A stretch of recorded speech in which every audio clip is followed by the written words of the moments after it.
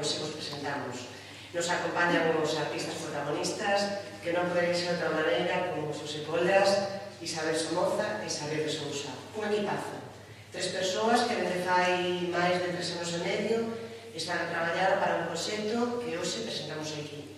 Dende 22 obras de formato medio e grande con diferentes formas de ver o grabado, en collage, o papel tratado de outra maneira, a 10 metros, a casi 10 metros, un grabado feito por os 3, cada un no seu momento.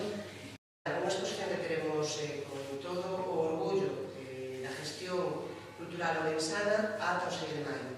Non deixen de verdade de comunicar a grandeza desta exposición porque é diferente, importante, e para o Museo Municipal como fondos moi importante porque temos máis de 700 obras das 1260 que temos nos fondos, 700 son grabados.